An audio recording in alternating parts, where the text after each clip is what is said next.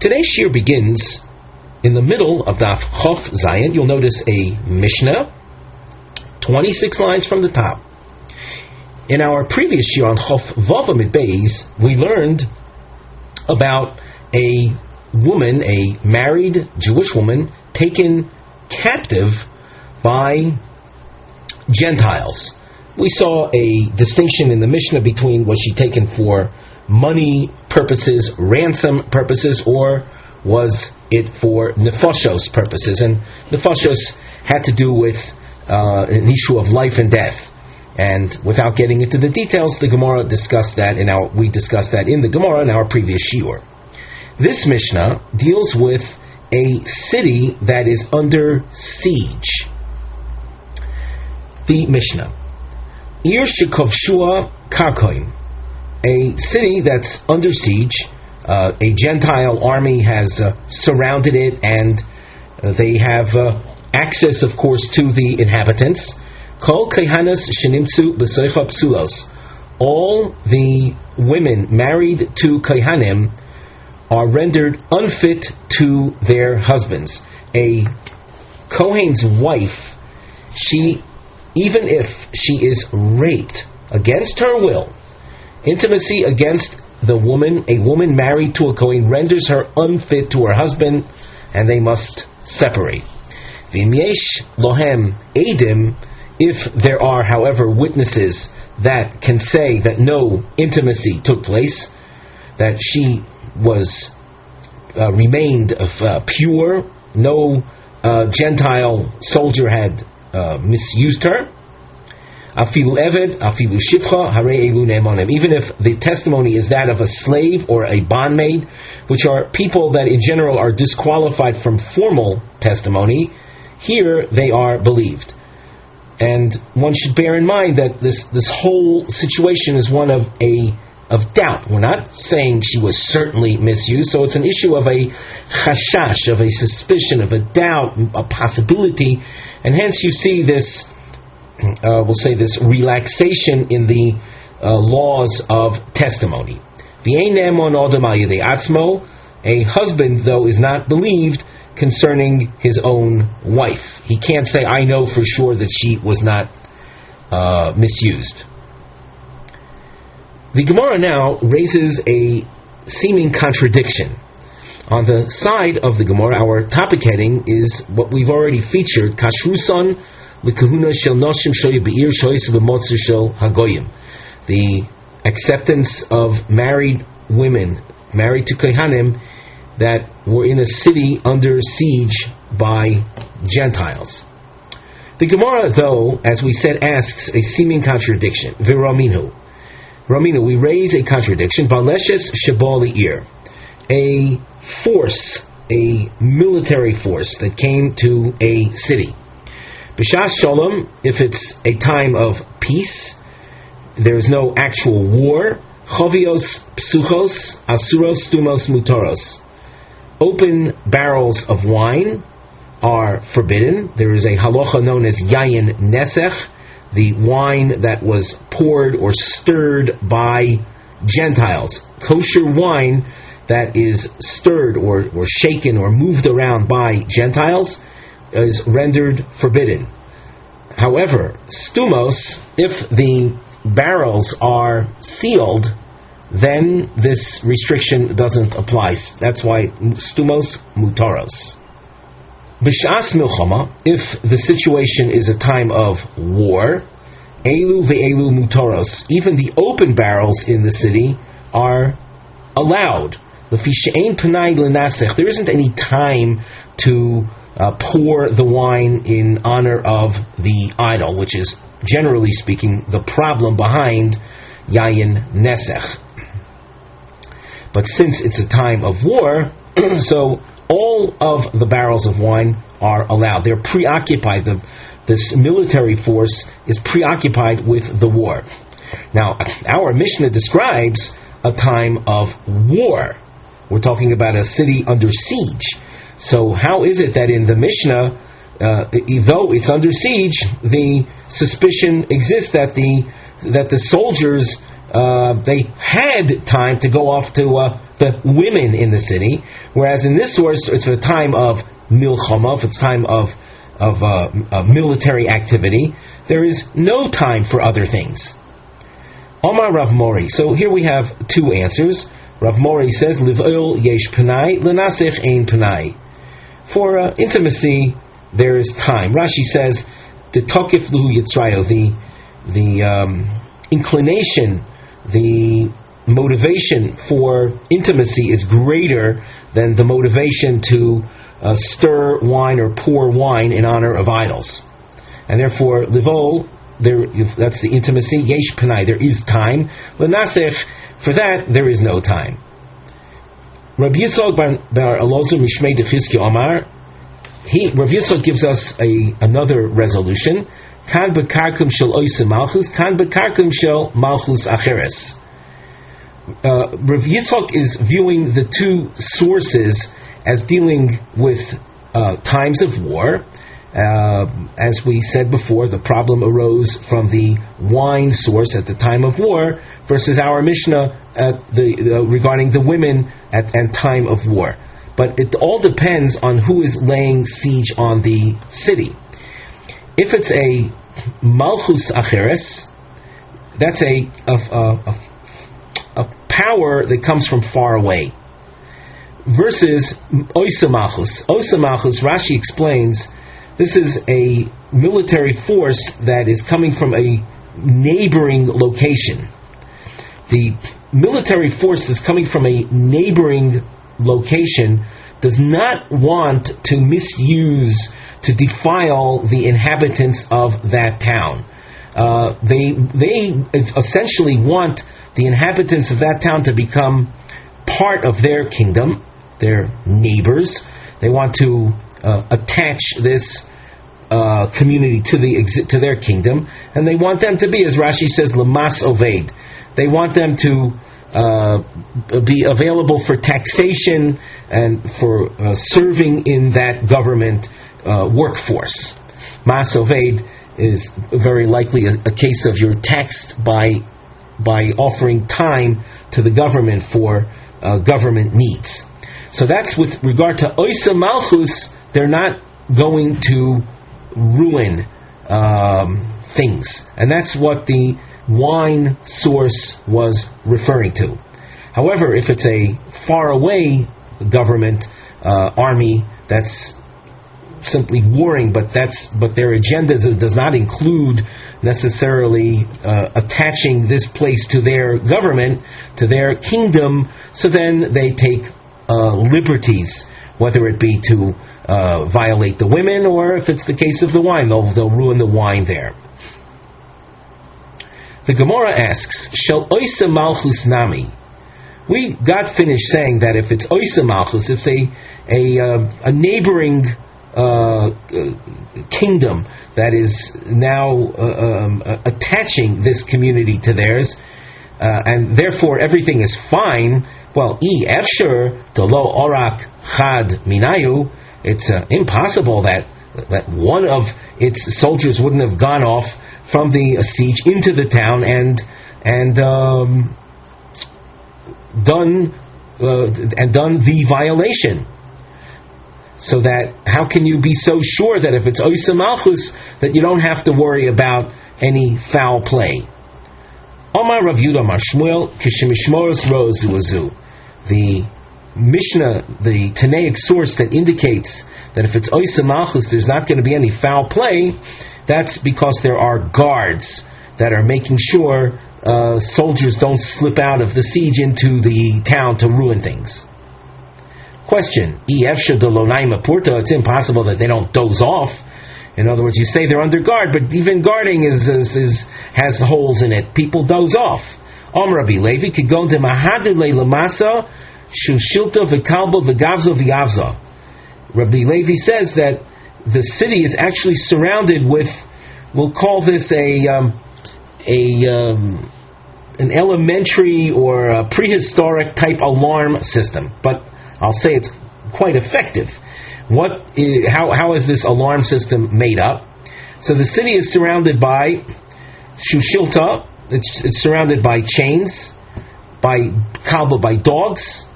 Gavza, these are Rashi says maklois v'kesmin likosha behen. It's sticks and twigs that one will stumble over. Ve'avza, and those are birds.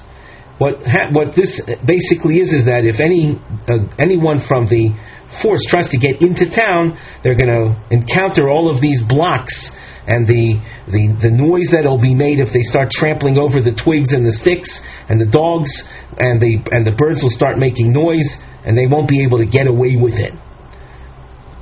Omar Rebbe Abo Bar Zavda Pligi Ba Rebbe Yehuda Nesiya V'Rabbanan. On the side of the Gemara, before we continue, we have a mivneh, structural note. Have the triangles that we see, Havlotas Chad Omar V'Chad Kashya. There are two approaches taken by Rabbi Yehuda Nesiya and the Rabbanan. It's not said in the Gemara who says what, but they learned this sugya just like we did. And watch what happens. Chad Omar, they both were confronted with the seeming contradiction that we had to deal with till now. So Chad Omar, kan b'karkum shaloi semachus, kan b'karkum shal malchus acheres. One of the approaches simply was to offer the resolution that we saw Rav Yitzchak bar Ozer offer, that it depends if you're dealing with Oysa Malchus, so then there's no suspicion of foul play, and if it's a far away military force, then there is suspicion. And velo kashia le velo midi, in rendering that resolution, he found no difficulties with it. It was a smooth resolution. He wasn't concerned with, maybe one soldier is going to slip away and practice foul play.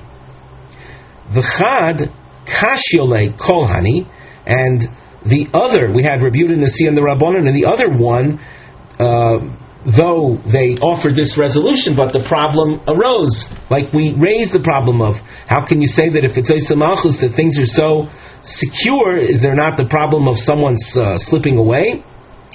Umeshani, and eventually he answered, just like we answered, the city is surrounded, Shlita kalba v'gavza v'yaza, as we explained.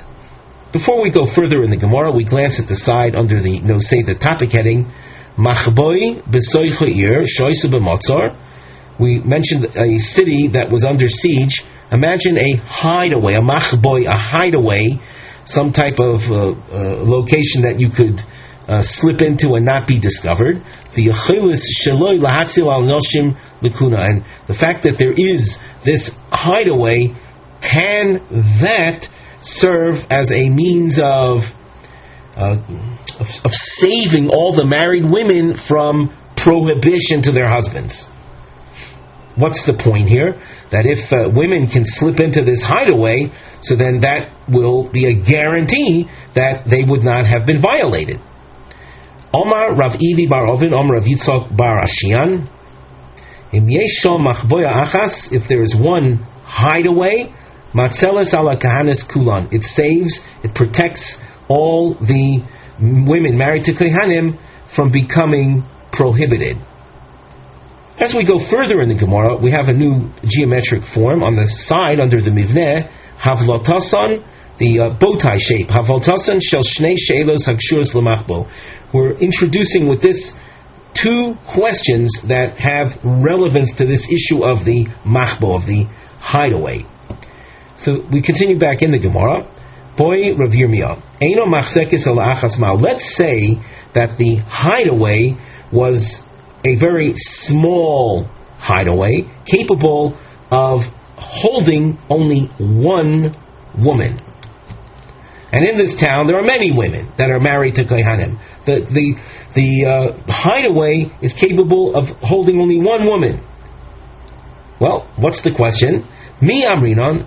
Do we say kol chada v'chada hainuha, that when you look at each woman and ask yourself, was she violated? Well, you could say, no, this woman was in the hideaway. Oh, Idilma, lo amrinon. Or maybe we don't say that. and that if it's capable of holding only one woman, it's not going to save all of the women of the town. As you can see, there's a bracketed section in the Gemara, and we have a note on the side. There's a starred note. So Graham Elu Einom L'Shem Dilug.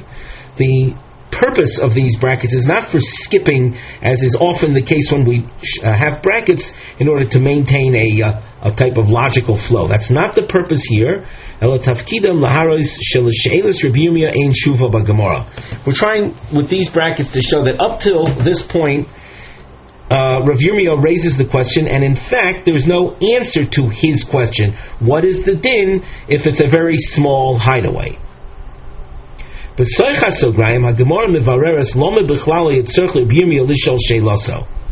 Within the brackets, we're going to try to raise a question regarding Rav Yirmiyah, and was there any need to ask this question in the first place?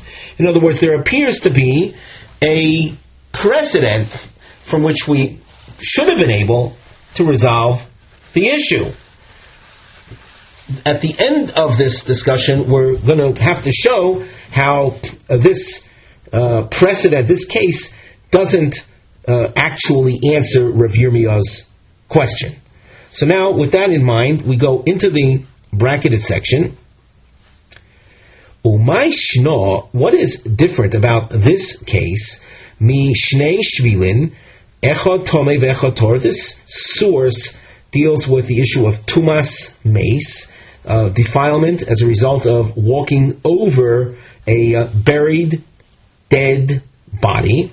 Walking over the dead, even though you don't have actual contact with them, that's called oyhel, called overshadowing, and one who does so becomes defiled. In this source, we have a case of there are two paths, rather narrow paths. Their width is the same as the average height of a human being.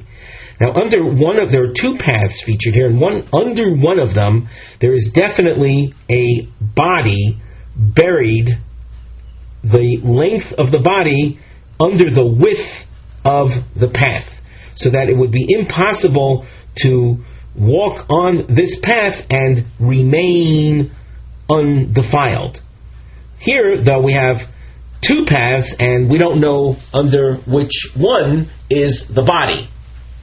So we have two paths, echad tomei ve'echad tor. One is defiled and the other is not. In other words, under one of the paths in its width, there is a body buried and the other not. V'holach be'echad mehen. Someone and walked on one of the paths. The asa taros, and he what asa taros Rashi says noga betaros. He touched something that needs to ordinarily remain undefiled.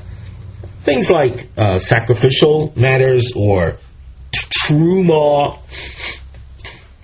Ubo chavero v'holach b'sheni. And his friend walked over the second path, the also taros, and he touched truma, let's say. Rav Yehuda Omer, im nish'al. Rav Yehuda says, if a question is presented regarding, am I tahor or not, zeh b'fnei atzmo v'zeh b'fnei atzmo, each person asks about himself, tahoros, the ruling that we'll give to each one is, you are tahor. Shneim ka'achas temeos. If two at the same time, then we'll have to say, you're tomei. Rabbi Yossi Omer, bein kach ubein kach temein. Whether it's this way or that way, they are tomei. That's as far as a strict translation of the source. However, we have to learn the Gemara to see the interpretation of this source. V'omar Rava v'tema Rabbi Yochanan b'vasachas divrei hakol tamein. If these two people came in front of a Rav, in front of a posek, and asked, what is our din? So everyone would say that they will be declared tomei, and if whatever they touched will be considered defiled. Bozeh achar zeh divrei hakol tahurin. if they came one after the other, each one came and asked on his own, so they will be called, each one will be said Tohar. Lo nechleku elo bevas bevo lishoil olav v'al chavero. The machlokes is only in a case where one fellow came to ask on himself, and he received a psak of Tohar, and then he came to ask about his friend. This interpretation is found in the Tosfos Dibur Masel Bevo. So a person came to ask about himself, received the psak, your Tohar, and then he came to ask about his friend. Mar medami lei, and by the way, that case is the machlokes, the point of machlokes between Rabbi Yehuda and Rabbi Yossi. More medami lei bavas achas. Rabbi Yossi, who presents a strict approach, he views that as if the two people came to ask at once. Umor medami lei lebozah charzeh, and Rabbi Yehuda, he views that as if they came one after the other. V'hochanami kevon deshori lehu lekulu. Here too,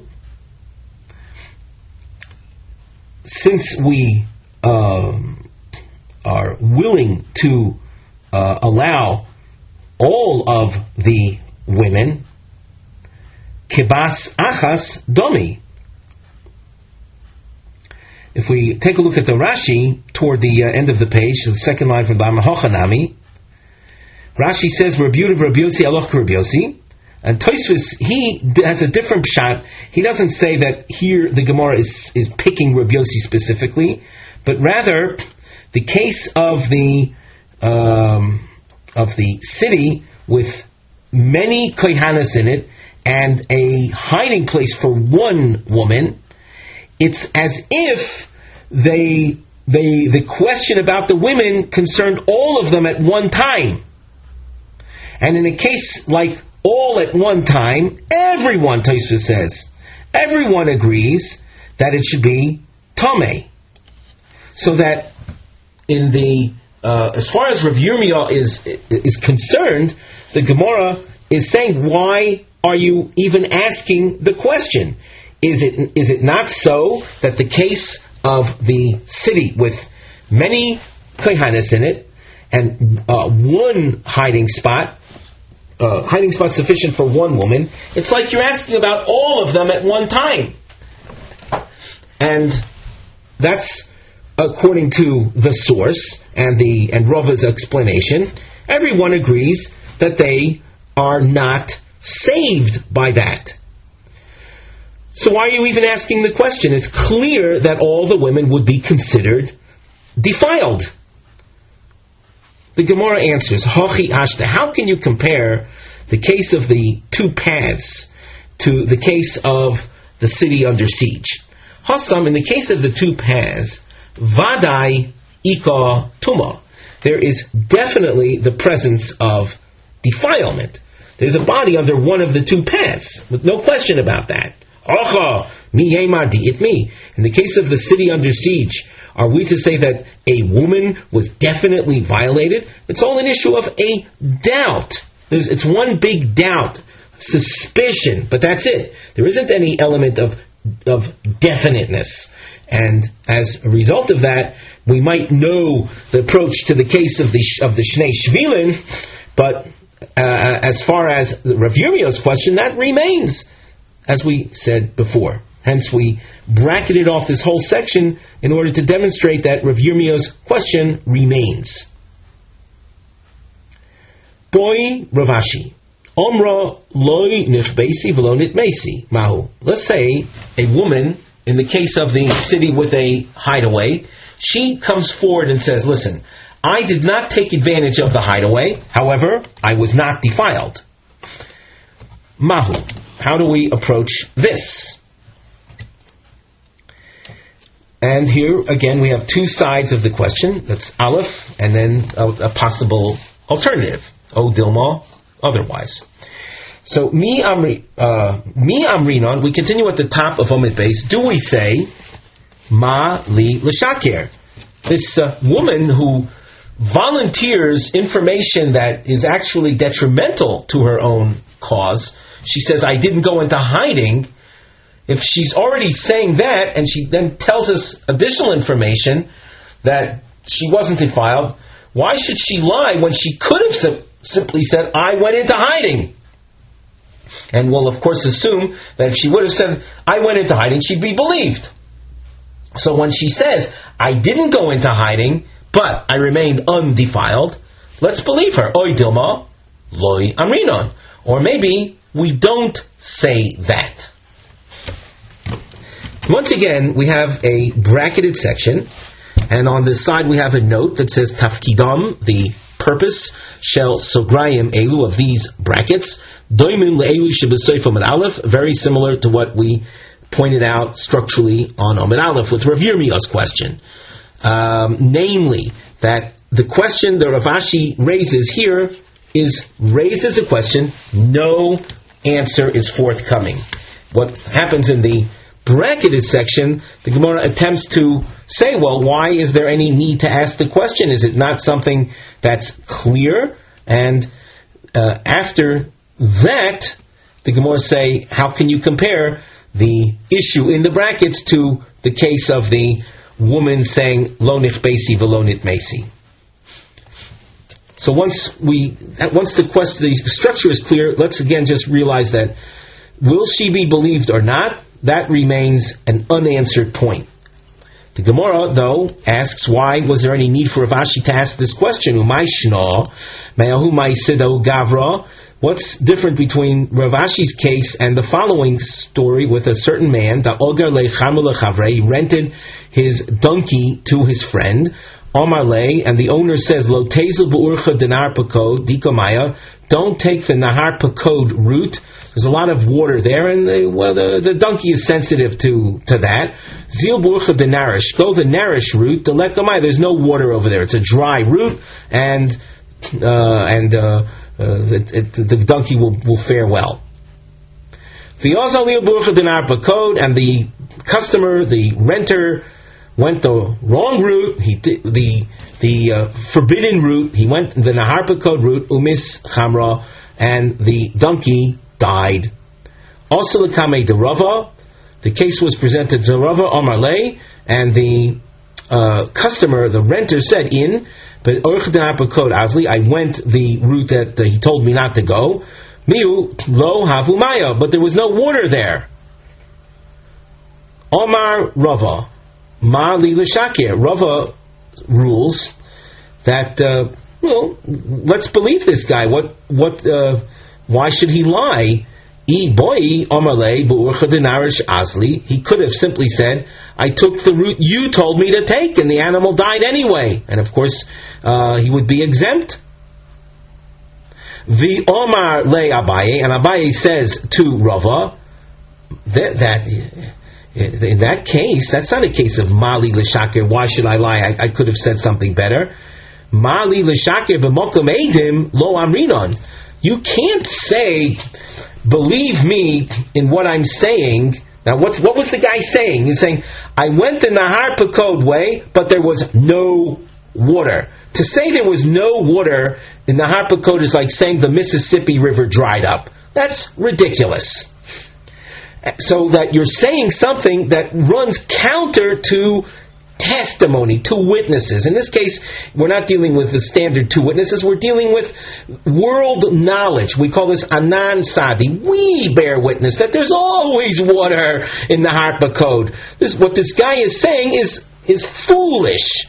So he's not offering us a weak, or he's not offering us an explanation that on which he can say, believe me in what I am saying now, because I could have said something better. What he's saying now doesn't make any sense.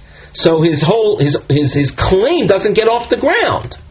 That's called Mali L'Shaker B'Mokom Eidim. This kind of believing a fellow based on this idea, why should I lie? I could have said something better. To say that when your current statement runs counter to testimony, your current statement doesn't work, doesn't get off the ground. So, using this information, the case of the woman, she says, I didn't go into hiding, but I wasn't defiled.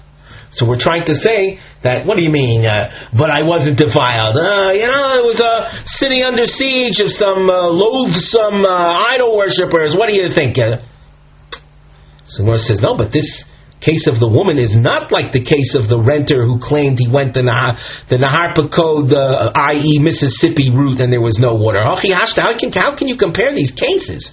In the case of the fellow going the Nahar Pakod route and then claiming there was no water, that claim of no water is definitely challenged by witnesses, namely us. World knowledge contradicts what you are saying. In the case of the woman who said, I didn't go into hiding, but I wasn't violated. Vada yitmi. Are we to say that she was definitely violated? Chashoshu. It's a matter of suspicion that a city that's under siege by Gentile idol-worshipping soldiers, they'll probably violate the women, but it's not a certainty. Uvamokum chashosha amrinon. And where there's an element of doubt, it's not a certainty, we do allow the woman to advance her claim of what we call mali l'shaker. Why should she lie when she says, I wasn't violated? She could have said, I went into hiding. So hence, Rav Ashi's question remains, and trying to claim that he shouldn't have asked the question in light of the case with the renter, we've demonstrated the case of the renter and the donkey is totally different than the case at hand. The Gemara quotes the Mishnah, Im yesh edim, afilu eved, vafilu shivcha ne'monim. If there are witnesses that can testify that the woman, the wife of the Kohen, the wives of the Kohanim, remained undefiled, so they are believed. And we see a leniency in the laws of testimony insofar as that we accept even the testimony of an eved, a slave, and a shivcha, a bondmaid, who in general, when it comes to standard testimony, would not be acceptable. And the Gemara says, when the Mishnah says, vafilu shivcha dida mehemna, even her own bondmaid, a woman, in this case the wife of the Kohen has her own personal bondmaid, she would be believed to say that my mistress was not defiled. Viramini. And now on this we raise a contradiction. The source deals with the general realm of giving a divorce, a get. The source deals with a person who's deathly ill. He says shchiv meira, and he gives his wife a get, a divorce that will be binding retroactively if he dies. As far as why a person in that state wants to give a divorce, that has to do oftentimes with his wanting to prevent her or save her from being involved with a yovam. But for our purposes, that's not essential, but the procedure is.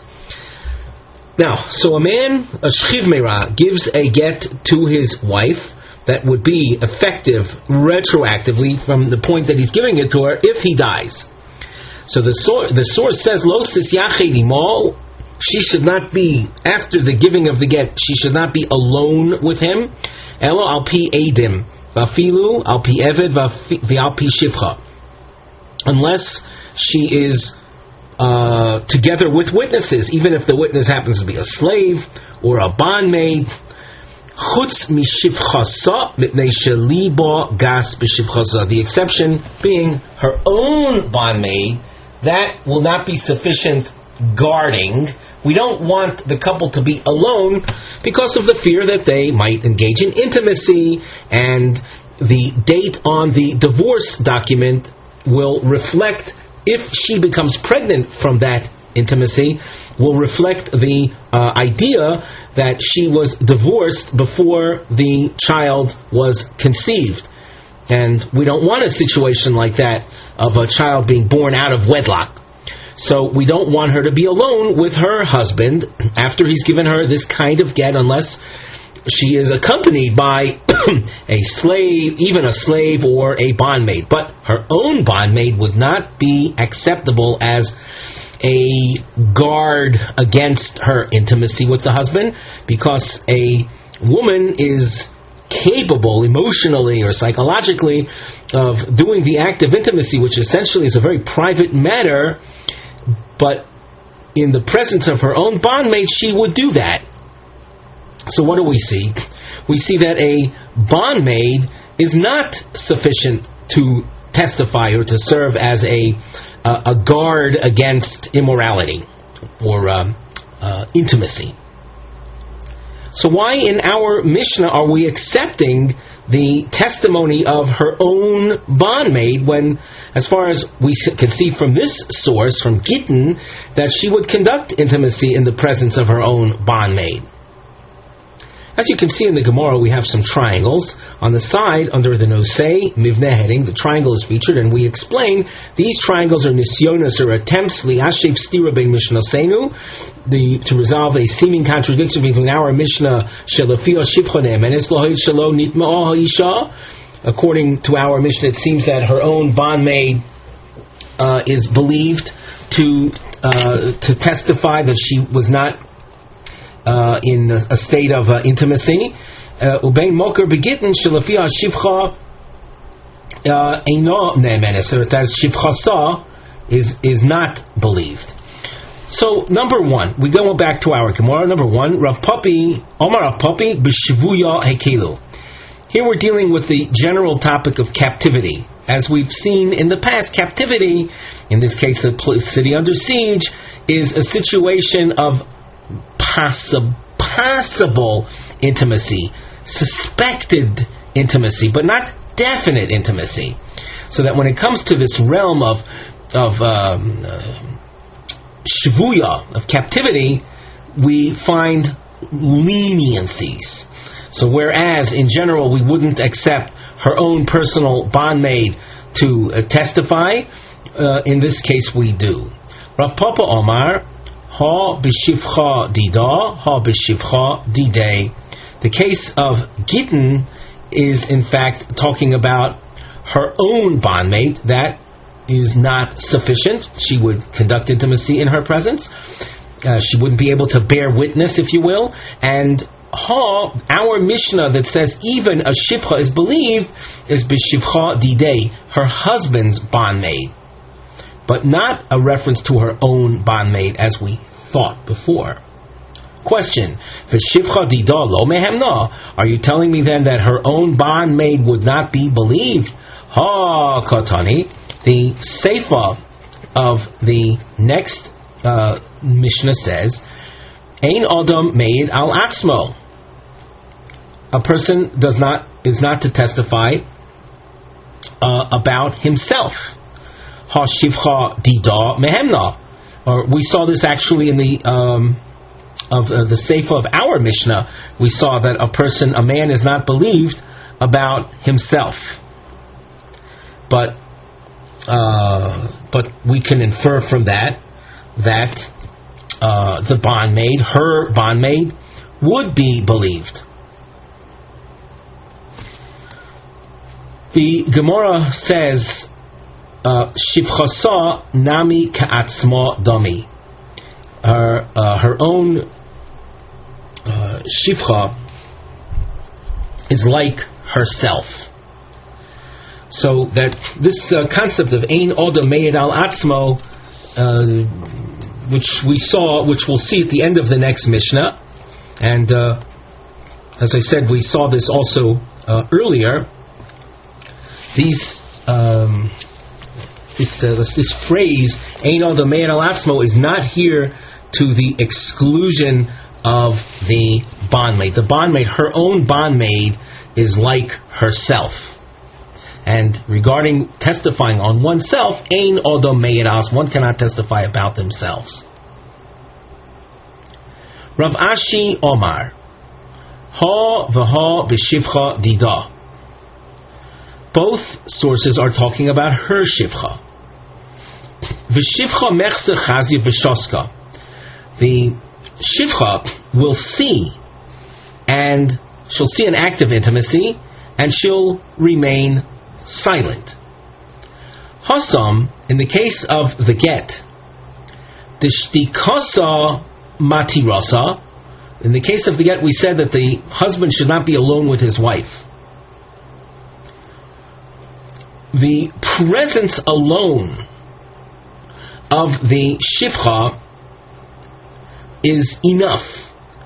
So Dishtikasa matirasa, where we say there the presence of the witness is enough. So lo mehemna, there she won't be acceptable. If we look in the Rashi, in the upper part of the narrow lines, Dishtikasa matirasa she'enat tzricha shetoid lomar lo shimsha ela shetoy marani hoyisi ima. In the case of the get, what is necessary in terms of the witnessing there is not the necessity of saying she did not have intimacy, rather the necessity of saying I was there. So if you're dealing with her own shivcha, the lady's own bondmaid, so she is not sufficient. Rashi says, "Lo mehemno liozu," to enable the wife, the woman, the married woman, or the divorced woman, muteres al yoda, to be allowed to be considered properly divorced with her presence, the presence of her own bondmaid. Rashi says, "Di'inami chazio lo misada," is, and even if she would see the intimacy, she would not testify. Hacha, in the case of our Mishnah with the city under siege, Dishtikasa osarta, where mere silence is not going to be enough. You need, in order for the woman, the wife of the Kohen, to be allowed in our Mishnah, we need positive testimony that she was not defiled. Mehemna, her own shivcha, will be believed. We look at Rashi. Osarta legavirta de kolkama she'eno meida lo martori. As long as she doesn't say that my mistress was undefiled, machzikina lo b'tmei, we will consider her mistress, the wife of the Kohen, defiled. Ki misadavi omra tahora hi mehemna, when she actually speaks up and says my mistress remained unviolated, she is believed. To suggest that she would also lie, that's not normal. What she would do is be there and remain silent. So, just to go over this point again, regarding the get of the shchiv meira, where we said we don't want them to be alone, but if the wife there, or the divorcee, is not alone, then things are okay. If her being accompanied is accomplished by her own bondmaid, that's not going to help her case. Because, as we said, a bondmaid, her own personal bondmaid, is such that the mistress will feel comfortable in engaging in intimacy in her presence, and the bondmaid would remain silent. So the bondmaid's presence is not going to enable us to say that the get would be kosher. However, with regard to our Mishnah, where presence is not enough to begin with, we need someone to speak up and say that the wife of the Kohen remained undefiled. If the bondmaid of this wife of Kohen speaks up, we will believe her. As Rashi says, it's not normal, not expected that she would lie. The Gemara asks, well, hashtanami asyo mishakra. In the case of the city under siege, is it not possible that her bondmaid will come and lie? And intimacy will have taken place and she'll say it didn't? The Gemara says, Tarti lo avda. Rashi says, Tarti lo avda chada lemishtak b'kilkula. One, to witness defilement the Taisi with the Shakir, and in addition to that, she'll come and also lie, that she would not do. We have a long, this is the beginning of a very long answer. Kiha de Mori bar Isik, v'amri la Chana bar Isik, like the following incident involving Mori or Chana, the son of Isik. Also, le Achomi bei Choza, a brother, someone claiming to be his brother, comes to him from a place called Bei Choza. Amar le, this brother comes and says, Pelog li b'nichsid abo, I want a portion in father's estate. Amar le, lo yadana loch. So Mori says, I don't know who you are. Also, lekame de Rav Chisda. The case came to Rav Chisda. Amar le, Rav Chisda says, Shapir kol maloch. It's understandable that Murray would say to you, I don't know who you are. In other words, you are claiming to be a brother, but Murray doesn't recognize you. That's a reasonable thing, because what happened is that you had left Murray's presence while still a young man, and you came back with a full-grown beard, an adult. In the story of Joseph and the brothers, when they came to Mitzrayim, Joseph recognized his brothers because when he had last seen them, they were already adults with beards. When they eventually met up again many years later, so the pasuk says that Joseph recognized them, but they didn't recognize him. Why didn't they recognize Joseph? That when Joseph was sold by the brothers, he was still a youth. He was 17 years old, did not have a growth of beard. And when they met him so many years later, he was fully bearded. So that when Mori says to you, I don't recognize you, that's because when he last saw you, you were young without a beard, and now you're coming as an adult, fully bearded. Omar le, so Rav Chisda says to this brother, Zil Aisi Sadi Da'ach Va'at, bring witnesses that you are his brother, and that will entitle you to a portion of the estate. Omar le, so the brother says, Isli Sadi, I can produce witnesses, Umistafu Minei de Gavro Alomahu. But the witnesses that I could bring that would testify that I'm a brother, they won't, because Murray is a tough guy. Gavra Alomahu, he's a threatening individual. And of course my claim is a threat to him because I'm insisting on a portion of the property which at this point Murray fully has occupied or taken over. And now I'm trying to extract from him my due portion. So they're not going to testify on my behalf because they would feel threatened by Murray. Omar le l'dides, Rav Chisda says to Murray, Zil aisi at delav achuhu. You bring witnesses in order to keep holding on to the property. Bring witnesses that this guy is not your brother. Omar le, so Murray says, Dina hachi, this is the way to rule in law. That's not so. You're asking of me something that ought not to be requested.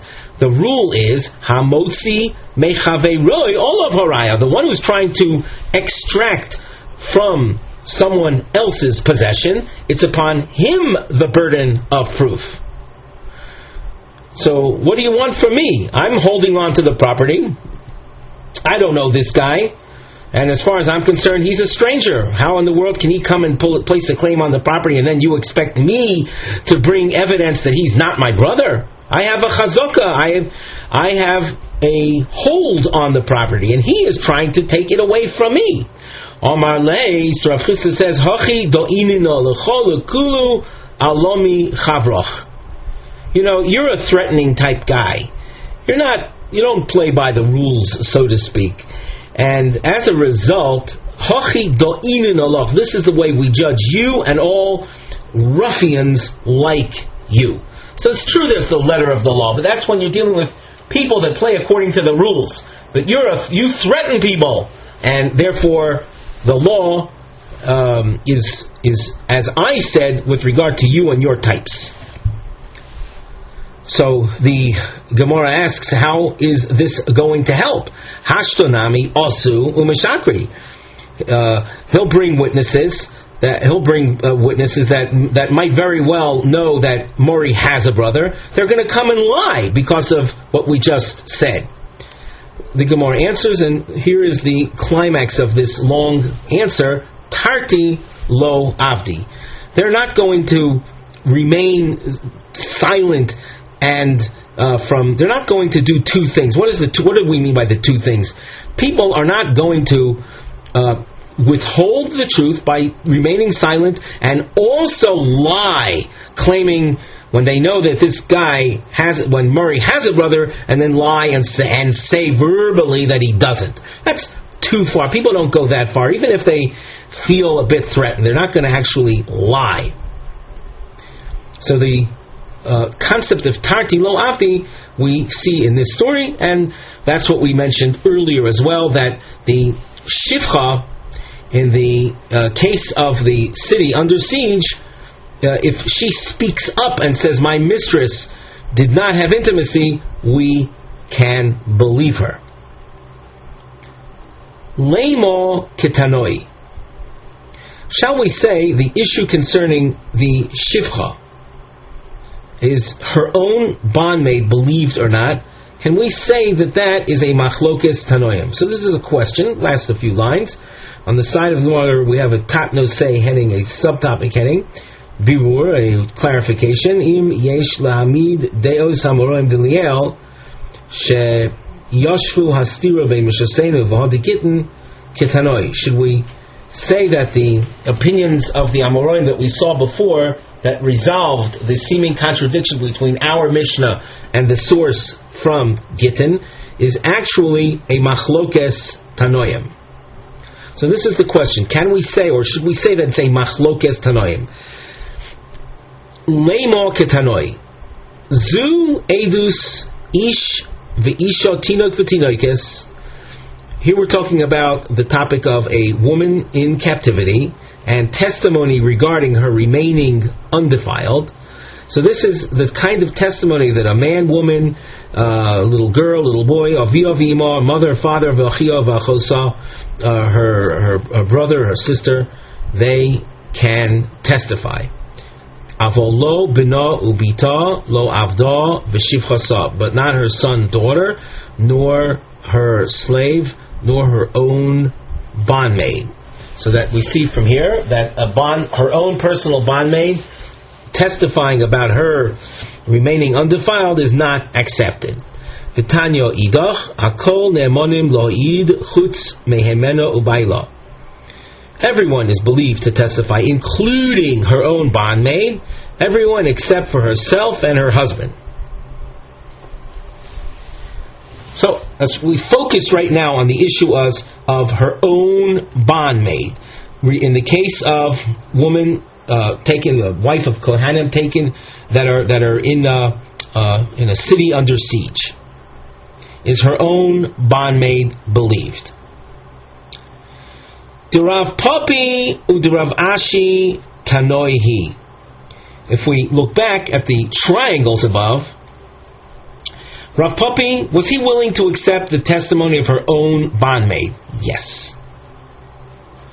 Rav Ashi, was he willing to accept the testimony of her own bondmaid? Her own bondmaid testifying that my mistress remained unviolated. Rav Ashi, yes, he was willing to accept her testimony. So you see that Rav Papi and Rav Ashi, they said a shivcha is believed. How about that information relative to these two Tanaic sources? They will be able to fit in only to the second source that said Hakol Ne'emonim Lahoyid, even her own bondmaid. So they cannot fit into the first source. The first source said explicitly Loi Shivchasa, and they said yes Shivchasa. So the Gemara concludes that as far as Rav Papi and Rav Ashi are concerned, they are certainly, what they said is subject to a machlokes tanoim. The Rav Papa mi lema tanoihi. Rav Papa, you can go back to the second triangle. He basically said her own bondmaid is not believed. Did we see a Tanaic source that would say that her own bondmaid is not believed? Certainly, the first source. Mi lema tanoihi, should we say that he too, Rav Papa, is also a machlokes tanoim? In other words, that he cannot conform or fit into the opinion of source number 2? Omar loch Rav Papa. Kitanyo hahi, source number 2 that indicated we would accept the testimony of her shivcha. It's not that she was saying formal testimony. Her formal testimony would not be believed. What happened in source number 2 that we give her believability? B'mesicha lefi tuma. She wasn't testifying, she was telling a story, and from the story that she was telling in a matter of fact fashion, we concluded whatever we wanted to conclude. Kiha d'chiyasa ravdimi omar. The idea of mesicha lefi tuma, and that we will believe someone that we ordinarily would not believe, we can see in the following report. Rav Chonon Kartigno Mishtoi. Rav Dimi tells us that Rav Chonon from Kartig, maybe Carthage, he told the following: Maise bal lifnei Rav Yeshua ben Levi, v'amri lo Rav Yeshua ben Levi Mishtoi. One version is that Rav Chonon told this story with a case coming to Rav Yeshua ben Levi. Another version is Rav Yeshua ben Levi tells us a story. Maise bal lifnei Rebbe b'adam echad she'mesiach lefi tumo. A case involving a man that was telling a story, v'omar, and he said, Ani v'imi, I and my mother, nishbinu leveinu evdei kechavim. And by the way, we should point out that we saw above that a son is ordinarily speaking not believed about his mother's fidelity. So here's a story of a son telling us, I and my mother were taken captive amongst the idol worshippers. I went to draw water in captivity, and I was concentrating on mother.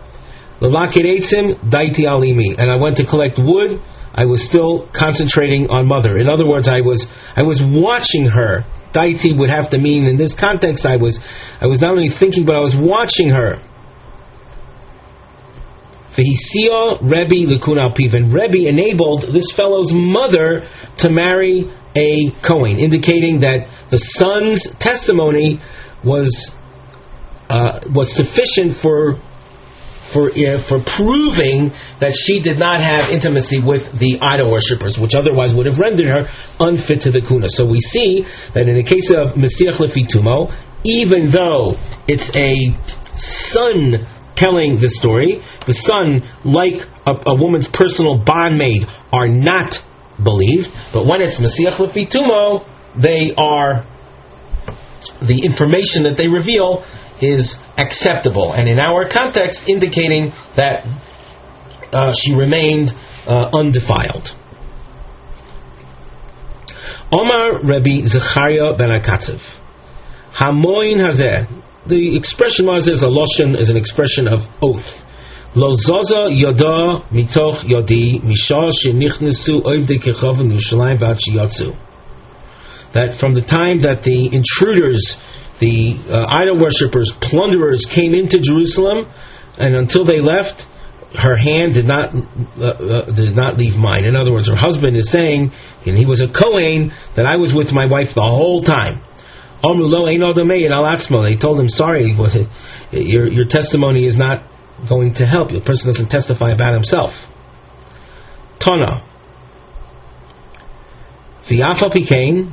Now, we have to note that the rabbis answered her. They said, you can't continue with your wife. You were together with her in a city that was under siege by idol worshippers, by Gentiles, and the halacha views every Ashes Kohen there as being defiled. And a wife of a Kohen who is defiled, even if it's against her will, is rendered unfit to her husband. So this source continues that line and says, V'afal pi kain, even so, even though they answered her on him, they prohibited the wife from being any more with her husband. Ishe lo bayis v'chatzero, he gave to his wife a home in their courtyard. Ukshihi yoytze b'rosh bana, and when she was going to leave when she would leave the chotzer, and the husband remained in the chotzer, in the courtyard, she would go out before her children. In other words, there was never a situation where she would be alone with her husband. She would go out first while her children were still there. When she would enter, besof banel, she would enter after her children themselves entered the chotzer. So at no given point would she be alone with him. Boy Abaye, mahu lasos begrusha kain. A Kohen, imagine a Kohen divorced his wife. Now a Kohen, once he divorces his wife, he's not allowed to take her back. Can she be assigned an apartment, a house in the same courtyard? So we saw in a Tanaic source that this was something that they allowed for Rabbi Zechariah ben Akatzev. So what about in a case of a standard divorce? It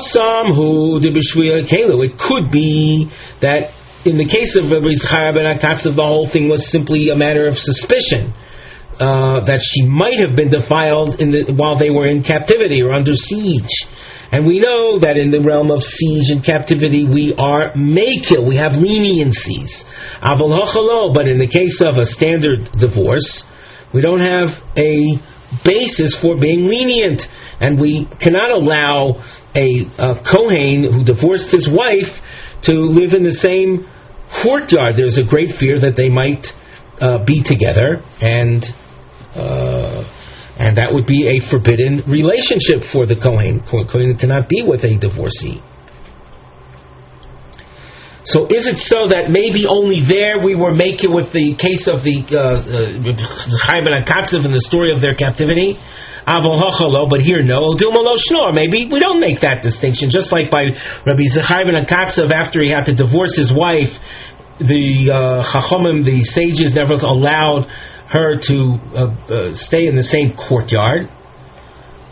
And maybe just like there, we had that leniency, so too in a case of a standard divorce. Ta Shma. So let's try to conclude this question.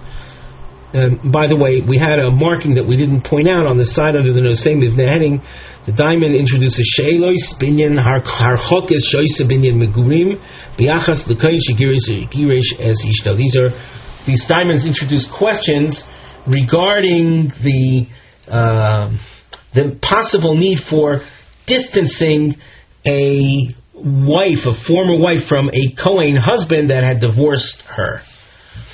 And just to repeat ourselves, as we said, a Kohen who divorces his wife is forbidden to remarry her.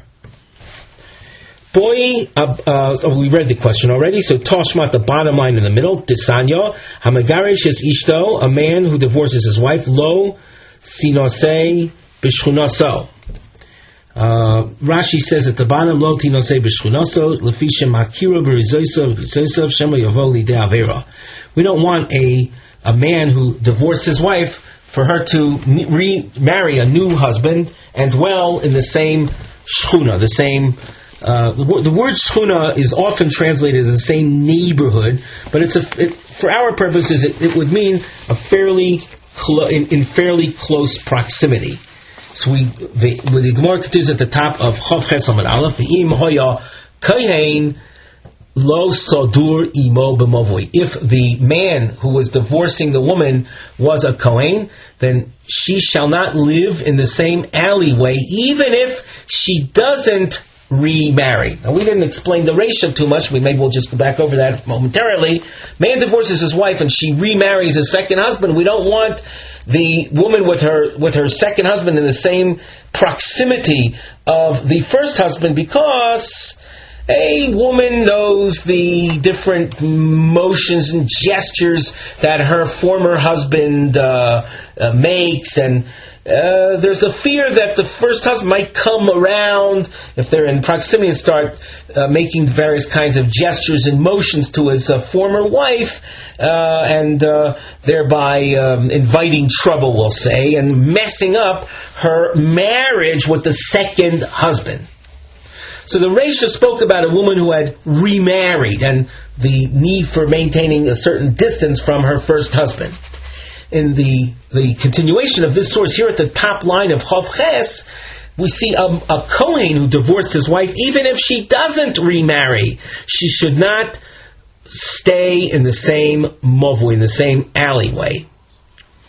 Rashi says at the top, he, the former husband, the Kohen, might have intimacy with him. A Kohen is not allowed to have intimacy with a divorcee. Yisrael calls man shaloni, says todu b'shlon. So when it comes to a non-Kohen, as long as she hasn't remarried, we're not opposed to her dwelling in the same shchuna. The Gemara continues, V'im hoya kfar kotten, if you're dealing with a small village, a hamlet, zoya maisa, an incident like that took place from kfar kotten nidon kemovui. A small village is viewed like an alleyway in a big city, and hence she wouldn't be allowed to dwell even in that same little village. Now it's a question of who has to move away from whom. We just indicated that the husband and wife, they cannot dwell in the same location. Who has to leave? Mi nidche mitnei mi. Who must be the one to move? Ta shma desanya. The source says he nidches mi ponav ve'hu nidche mi ponea. The woman is the one that has to leave, not the man. Ve'im hoisa chotzer shelo. If she was the owner of the chotzer, who nidcha mi ponea, then he must leave. Ibaya laho. Again, the diamond indicates another question that's associated with this topic of husband and wife having to separate, and specifically we spoke about a Kohen divorcing his wife. So now we have a question. The question is, let's say the Kohen who divorced his wife, they owned jointly a courtyard. Who leaves? Toshma, he nidches miponav. This was a quote that we saw just 2 lines ago, that the woman must leave. B'mayaskinon, when the source there said the woman must leave, what are the circumstances of that source? And by the way, we should note that this is part of an answer. It's a long answer, and it's a long answer marking that you see with the Taf Shin Toshma abbreviated and the vertical dash line. We need all of these lines to develop the answer. And so when the source above said she must move from in front of him, that she has to be the one to move, it said, that's what it said. What are the circumstances? If we're talking about a case where he's the owner of the chotzer pshita, of course she is the one the wife has to leave. Well, maybe it's talking about a case where it's her property. Well, if it's her property, then she doesn't have to leave. He would have to leave. Why? And the source says that she's the one that has to leave. So it can't be talking about a case of chotzer shelo. Elo lav ki hai gavna. It must be, in order for the source to be telling us something meaningful, it must be talking about a case of the chotzer belongs to both of them. And if that's the case, the source reveals to us that in the case of divorce, she must leave, even though it was a jointly owned chotzer. The Gemara rejects that. Dilma the Ogir Megar. Maybe it's talking about a case where she was renting that they were renting there, but not that it's a jointly owned piece of property. My havi Allah. What is the halacha? The question had been a chotzer that was owned by both of them. As far as sources are concerned, we didn't see that. We saw a source that spoke about them having maybe rented the chotzer together, but if she's an actual part owner in it, we don't see that. So what are we to do? My havi Allah. What is the practical halacha? Tashma. There's a posuk that says, Hinei Hashem metaltelcha taltela gever. The pasuk is for warning a punishment of the Almighty, and for the pasuk anticipates the Almighty coming and casting us out into exile. Telltale has to do with movement, like the movement of a man. The HaRav, from this we learn tiltule de gavra kushin midiitza. For a man to be, I would say, to be the one to move, for that to happen, that incurs greater difficulty than for the woman to be the one to move. So that all things being equal, it's a choice here of the man having to move or the woman having to move, will require the movement of the one for whom it's less of a burden, less of a trouble. And for the woman to move, that would be less troublesome than expecting the husband to be the one to move.